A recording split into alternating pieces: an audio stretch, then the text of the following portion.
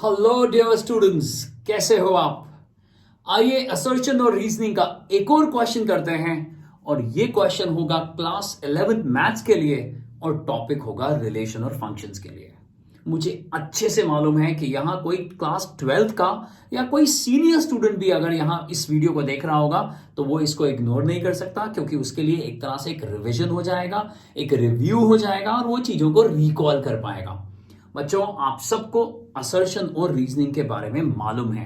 अगर नहीं तो डिस्क्रिप्शन बॉक्स में एक लिंक दिया गया है, उस वीडियो के थ्रू आप जान सकते हैं कि असर्शन और रीजनिंग क्या है।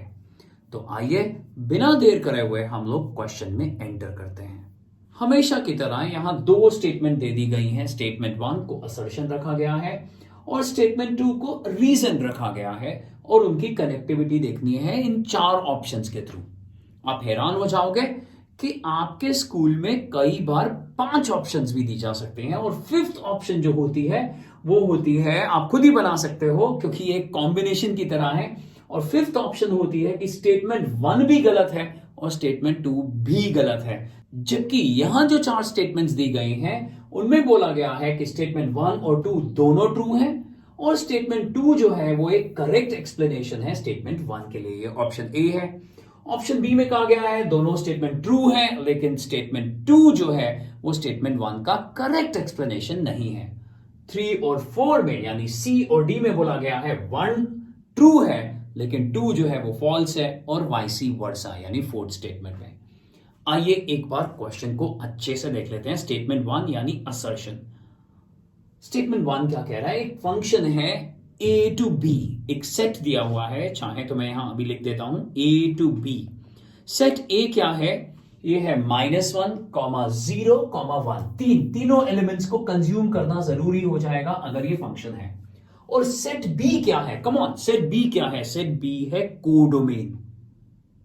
तो ये बन गया डोमेन और ये बन गया कोडोमेन। और डोमेन की वजह से डोमेन के एलिमेंट्स को हम कहते हैं प्री इमेजेस और इनसे आ जाती हैं इमेजेस जो कि कोडोमेन के अंदर होनी चाहिए या कोडोमेन के बराबर होनी चाहिए।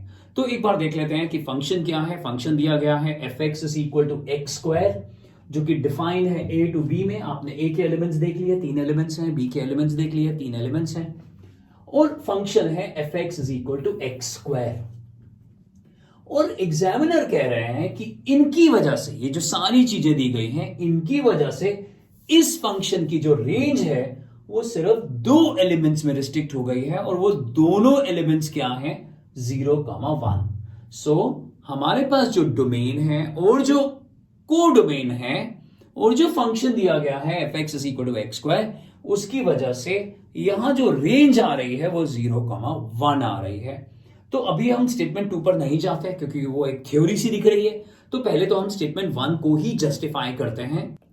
यहां मैं जल्दी से फंक्शन के बारे में लिख रहा हूं a टू b और आपको मालूम है a है -1, 0, 1, जबकि b है 0, 1, 2। फंक्शन है x²। आइए एक एक करके पुट करते हैं जल्दी जल्दी से। ये देखिए, तो यहां पर -1 का स्क्वायर 1 आ गया है और अगर मैं कोऑर्डिनेट बनाऊं तो ये -1, 1 यानी ये हो गया प्री इमेज और ये हो गई है इमेज। अब मैं 0 अगर पुट करूं तो 0 का स्क्वायर तो भाई 0 होगा, तो यहां पर आ गया 0, 0। तो 0 फिर से रेंज का एलिमेंट बन गया। और अब मुझे पुट करना है यहां पर तीसरा एलिमेंट, आखिरी एलिमेंट 1।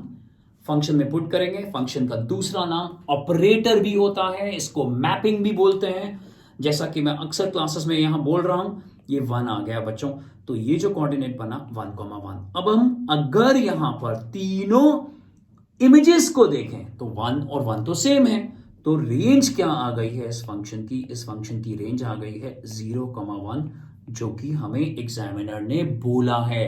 यानी स्टेटमेंट 1 बिल्कुल अच्छे से ट्रू है, इसमें कोई गलती नहीं है। और आप भी अगर इसे डायरेक्टली फाइंड करते तो यही रेंज निकाल के देते अगर ये मल्टीपल चॉइस क्वेश्चन होता तो यहां पर हम इस स्टेटमेंट को पहले से ही ये कह रहे हैं कि हां एग्जामिनर जी, आपने हमें बिल्कुल ठीक स्टेटमेंट दी है, ये स्टेटमेंट 1 है। अब आगे चलते हैं स्टेटमेंट 2 की तरफ। ध्यान से देखिएगा, थ्योरी के फॉर्म में दी गई है, ध्यान से देखिए। इन मेनी फंक्शंस, मतलब सबके लिए बात नहीं कर रहे वो कह रहे हैं in many functions range can be equal to और ग्रेटर देन द कोडोमेन। मतलब रेंज के जो एलिमेंट्स हैं वो सुपरसेट की तरह काम करने लग गए हैं। यानी रेंज के कुछ ऐसे एलिमेंट्स हो सकते हैं जो कोड डोमेन में है ही नहीं, ऐसे कुछ फंक्शंस एग्जिस्ट करते हैं। तो ये बिल्कुल गलत है, ये बिल्कुल ही गलत है, क्योंकि या तो रेंज एक प्रॉपर सबसेट होती है कोडोमेन का, या फिर रेंज जो होती है वो मैक्सिमम इक्वल हो सकती है कोडोमेन के। और अगर मैं दोनों को कंबाइन करता हूं तो range is the subset. Subset में क्या आ गया? इक्वालिटी भी आ गई और प्रॉपर सबसेट भी आ गया। Range is always the subset of codomain. तो ये तो कभी भी नहीं हो सकता भाई, कुछ भी किसी भी फंक्शन में ये पॉसिबल ही नहीं है कि रेंज जो है वो कोडोमेन को क्रॉस कर कर आगे निकल जाए। हाँ, इक्वल हो सकती है, या रेंज के एलिमेंट्स सारे के सारे एलिमेंट्स कोडोमेन से बिलोंग करने चाहिए, या फिर वो कोडोमेन से कम हो सकता है। बट किसी भी हालत में रेंज के एलिमेंट्स कोडोमेन को क्रॉस कर कर बाहर नहीं निकल सकते। यानी अगर मैं एरो डायग्राम से भी करके बताता हूं, मान लीजिए यहां मेरे पास कुछ ऐसा हो रहा है कि यहां मेरे पास x1, x2, x3, x4 चार एलिमेंट्स आ रहे हैं, और इधर यहां कोडोमेन में सिर्फ 3 एलिमेंट्स हैं, और मैं रेंज निकाल रहा हूं। मान लीजिए x1 जो है वो y2 की तरफ जा रहा है, x2 जो है वो y1 की तरफ जा रहा है, x3 जो है वो y3 की तरफ जा रहा है, और x4 कहीं बाहर जा रहा है। यानी रेंज जो है उसके एलिमेंट ज्यादा हो रहे हैं। ध्यान से देखिए, x4 बाहर चला गया, यहां तो कोई ऐसा कॉम्बिनेशन बन गया 3 एलिमेंट्स का, लेकिन जो x4 है वो रेंज का एलिमेंट कोडोमेन से भी बाहर चला गया, और उसके अंदर फिर 4 एलिमेंट्स हो गए। ऐसा सोचना भी गलत है फंक्शन के अंदर। अगर x4 को जाना होगा तो या तो y1 पे जा सकता है, या वो y2 पे जा सकता है, या वो y3 पे जा सकता है। तो ये जो स्टेटमेंट है दैट इन मेनी फंक्शन, भाई in none of the functions range is more than, ये देखिए मोर देन, और will work as a superset for the codomain. So this statement 2 is wrong. So obviously correct explanation तो हो नहीं सकता। अगर हम ऑप्शंस को टिक करेंगे तो हम लिखेंगे स्टेटमेंट 1 तो ट्रू है, लेकिन स्टेटमेंट 2 जो है वो फॉल्स है बच्चों। तो हो गया एक और असर्शन का क्वेश्चन, आसानी से हो गया बच्चों। और इसी तरह से आप पूरी मेहनत कर कर बहुत बहुत इंपॉर्टेंट प्लेलिस्ट यहां दी गई हैं, उन सबको करिए अपने दोस्तों के साथ। स्कूल में जितने भी ग्रुप्स बने हुए हैं उनके साथ जरूर शेयर करिएगा, टर्म 1 के लिए बहुत इंपॉर्टेंट है ये। और हाँ, अगर अभी तक चैनल को सब्सक्राइब नहीं करा तो चैनल को सब्सक्राइब कर लीजिए। नीचे यहाँ टेलीग्राम के ग्रुप्स भी दिए गए हैं जहां पर फ्री में बहुत सारा मटेरियल आप तक पहुंच जाता है, उनको भी ज्वाइन करना मत भूलिएगा। बच्चों, पढ़ते रहिए और आगे बढ़ते रहिए।